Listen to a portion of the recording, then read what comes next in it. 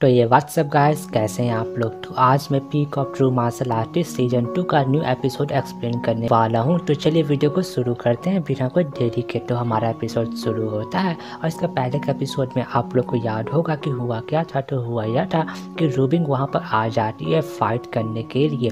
तो हमारा एपिसोड वहीं पर से शुरू होता है जहाँ पर हम देख रहे थे कि रूबिंग को वहाँ देखकर निफिंग उससे पूछता है कि तुम यहाँ पर क्या कर रही हो। तो रूबिंग उसको बोल रही थी कि मैं यहाँ पर तुम्हें मिलने के लिए आई हुई थी और उससे ज़्यादा मैं यहाँ पर इस कंपटीशन में भाग लेने के लिए आई हुई थी।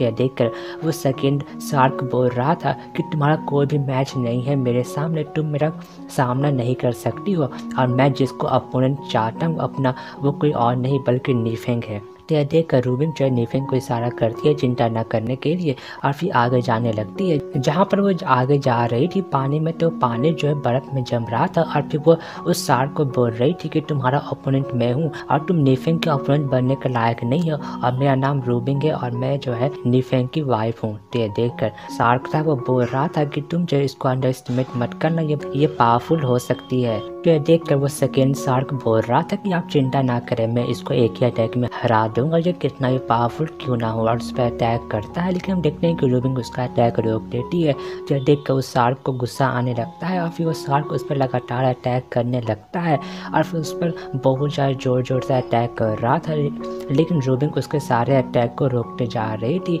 और फिर तभी रूबिंग वहाँ पर एक एनर्जी का ब्लास्ट करती है जिसके कारण वो शार्क वहाँ पर पीछे हो जाता है, लेकिन अभी भी वो हार नहीं मानता है। तो उसको अपने तरफ आता देख जो रूबिंग है वहाँ पर स्माइल करते हुए एक फॉर्मेशन से आइस नीडल की मदद से उस पर अटैक करती है, लेकिन हम देख रहे थे कि वो जो मास्टर था वो उन सारे आइस नीडल से बचते हुए रूबिंग की तरफ बढ़ने लगता है और उस पर अटैक करने वाला था कि तभी रूबिंग उसके ऊपर से एक फॉर्मेशन से उस पर बहुत ज़्यादा पावरफुल आइस नीडल से अटैक कर देती है, जिससे हम देखते हैं कि वो शार्क बहुत ज़्यादा ही घायल हो गया था। तभी हम देखते हैं कि यह देख कर वहाँ पर कुछ लोग बात करने लगे थे कि वाकई में निफिंग की जो वाइफ है वो भी बहुत ज़्यादा पावरफुल है, तो वाकई में बहुत ज़्यादा परफेक्ट मैच है। और फिर तभी हम उस शार्क का सीन देखते हैं जो कि गुस्सा हो गया था, बोल रहा था कि मैं तुम्हें मार दूंगा और फिर उस पर अटैक करने के लिए चला जाता है। और फिर तभी वो अपने शार्क वाले फॉर्म में आ जाता है और फिर वो पानी के अंदर जाके रूबिंग पर अटैक कर देता है, लेकिन हम देखते हैं कि रूबिंग उसके अटैक से बच गई थी और वो उस पर आइस नीडल की मदद से अटैक कर देती है, जहाँ पर हम देखते हैं कि वो शार्क उस नीडल्स के सामने कुछ भी नहीं टिक पाता है और वो पानी में गिरता है। तभी रूबिंग वहाँ पर भी नहीं रुकती है और उस पर एक और टेक्निक परफॉर्म करके अटैक करती है, जहाँ पर हम देखते हैं कि वो शार्क उस टेक्निक को रोकने की कोशिश करता है, लेकिन वो और ज़्यादा घायल होकर पानी में गिर जाता है। तो तभी वो शार्क जो है रूबिंग को बोल रहा था कि देखो, मैं जो है समुद्र का राजा हूँ और मैं यहाँ पर अपना पूरा पावर अनलिश नहीं कर पा रहा हूँ, यूज़ नहीं कर पा रहा हूँ क्योंकि यहाँ पर पानी नहीं है। तो अगर तुम्हारे में हिम्मत है तो तुम मेरे साथ समुद्र के बीच में चलो, हम लोग वहाँ फाइट करते हैं। तो ये देख कर रूबिंग बोल रही थी कि अच्छा, तो तुम अभी फाइट करना चाहते हो। और फिर वो अपना कोई टेक्निक परफॉर्म करती है, वहाँ पर 100 माइल्स का जो पानी था उसको बर्फ़ में जमा देती है और हम देखते हैं कि वो शार्क भी साथ ही साथ बर्फ़ में जम गया था। तो यह देख कर वो फर्स्ट शार्क बहुत ज़्यादा हैरान हो रहा था। रूबिंग जो है उस शार्क को अपने पास बुलाती है और वहाँ पर उसको आसमान में ले जाकर वहाँ पर उसके पास बहुत ज़्यादा बड़ा एनर्जी का ब्लास्ट कर देती है। तो हम देखते हैं कि वो शार्क वहाँ पर से उड़ते हुए ज़मीन पर गिरता है, जहाँ पर वो अपने ह्यूमन फॉर्म में आ गया था, लेकिन वो आधा ज़मीन के अंदर आधा ज़मीन के बाहर था। वो ब्लैक क्वीन बोल रही थी कि तुम्हारा हाथ तो मेरा से भी शर्मनाक है, मेरा इतना बेइज्जती नहीं हुआ था। तभी हम देख रहे थे कि रूबिंग निफिंग के पास आ जाती है और फिर तभी हम देख रहे थे कि वहाँ पर सब लोग खुश होने लगते हैं क्योंकि यहाँ पर 3 राउंड में 2 राउंड जो है ह्यूमंस जीत गए हैं, यानी कि उन लोग यहाँ पर डिवाइन लैंड में एंटर कर सकते हैं।